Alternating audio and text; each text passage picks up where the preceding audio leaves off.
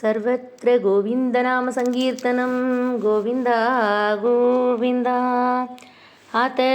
श्रीमद्भागवतमहापुराणे तृतीयस्कन्धे सप्तविंशोऽध्यायः। श्रीभगवानुवाच प्रकृतिस्थो विपुरुषो नाद्यते प्रकृतैर्गुणैः अविकारादकर्तृत्वान् निर्गुणत्वाज्जलार्गवत् स एष यर्हि प्रकृतेर्गुणेष्वपि विषज्जते अहङ्क्रिया विमूढात्मा कर्तास्मीत्यभिमन्यते तेन संसारपदवीम् अवशोभ्येत्य निर्वृतः प्रासङ्गिकैः कर्मदोषैः सदसन्मिश्रयोनिषु अर्थे ह्यविद्यमानेऽपि संसृतिर्न निवर्तते ध्यायतो विषयानस्य स्वप्नेनर्थागमो यथा अत एव शनैश्चित्तं प्रसक्तमसतां पदी भक्तियोगेन तीव्रेण विरक्त्या च नयेत्वशं यमादिभिर्योगपदैरभ्यसन् श्रद्धयान्वितः मयि भावेन सत्येन मत्कथाश्रवणेन च सर्वभूतसमत्वेन निर्वैरेण प्रसङ्गतः ब्रह्मचर्येण मौनेन स्वधर्मेण बलीयसा यदृच्छयोपलब्धेन सन्तुष्टो मितपुङ्निः विविक्तशरणः शान्तो मैत्रकरुण आत्मवान् सानुबन्धे च देहेऽस्मिन् न कुर्वन्न सदाग्रहम् ज्ञानेन दृष्टतत्त्वेन प्रकृतेः पुरुषस्य च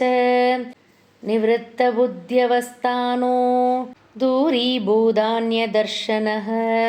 उपलभ्यात्मन आत्मानं चक्षुषेवार्कमात्मदृक् मुक्तलिङ्गं सदा भासम् असति प्रतिपद्यते सतो बन्धुमसच्चक्षुः सर्वानुस्यूतमद्वयम् यथा जलस्थ आभासः स्थलस्तेनावदृश्यते स्वभासेन तथा सूर्यो जलस्तेन दिवि स्थितः एवं त्रिवृतहङ्कारो भूतेन्द्रियमनोमयैः स्वाभासैर्लक्षितोऽनेन सदा भासेन सत्यदृक् भूतसूक्ष्मेन्द्रियमनोबुद्ध्या दिष्विहग्नित्रया लीनेष्वसति यस्तत्र विनित्रो निरहङ्क्रियः मन्यमानस्तदात्मानम् अनष्टो नष्टवमृषा नष्टेऽहङ्करणे दृष्टा नष्टविद्ध इवादुरः एवं प्रत्यवमृष्यासाम् आत्मानं प्रतिपद्यते साहङ्कारस्य द्रव्यस्य योऽवस्थानमनुग्रहः देवहूतिरुवाच पुरुषं प्रकृतिर्ब्रह्मन् न विमुञ्चति गर्हि चेत् अन्योन्यापाश्रयत्वाच्च नित्यत्वादनयोः प्रभो यथा गन्धस्य भूमेश्च न भावो व्यतिरेकतः अपां रसस्य च यथा तथा बुद्धेः परस्य च अकर्तुकर्मबन्धोऽयं पुरुषस्य यदाश्रयः गुणेषु सत्सु प्रकृतेः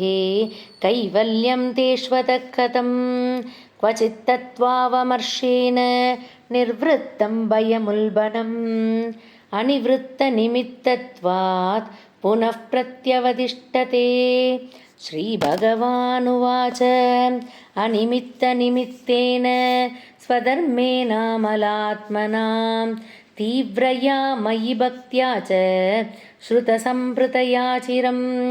ज्ञानेन दृष्टतत्त्वेन वैराग्येन बलीयसा तपोयुक्तेन योगेन तीव्रेणात्मसमाधिना प्रकृतिः पुरुषस्येह दह्यमानात्वहर्निशं तिरोपवित्रीशनकैर्अग्नेर्योनिरिवारणिः भुक्तभोगा परित्यक्ता दृष्टदोषा च नित्यशः नेश्वरस्याशुभं दत्ते स्वे महिं निस्थितस्य च यथा ह्यप्रतिबुद्धस्य परस्वापो बह्वनर्थभृत् स एव प्रतिबुद्धस्य न वै मोहाय कल्पते एवं विदिततत्त्वस्य प्रकृतिर्मयि मानसं युञ्जतो नापकुरुत आत्मा रामस्य कर्हिचित् यथैव मध्यात्मरतः कालेन बहुजन्मना सर्वत्र जातवैराग्य आब्रह्मभुवनान्मुनिः मद्भक्तप्रतिबुद्धार्थो मत्प्रसादेन भूयसा निःश्रेयसं श्वसंस्थानं कैवल्याख्यं मदाश्रयं प्राप्नोतीहाञ्जसा धीरः स्वदृशा छिन्नसंशयः यद्गत्वा न निवर्तेत योगी लिङ्गात् विनिर्गमे यथा न योगोपचितासु चेतो मायासु सिद्धस्य विषज्जतेऽङ्ग अनन्यहे दुष्वतमेघदि स्यात् आत्यन्तिकी यत्र न मृत्युहासः इति श्रीमद्भागवतमहापुराणे तृतीयस्कन्धे सप्तविंशोऽध्यायः। श्रीहरये नमः। श्रीहरये नमः। श्रीहरये नमः। सर्वत्र गोविन्दनामसङ्कीर्तनं गोविन्द गोविन्द।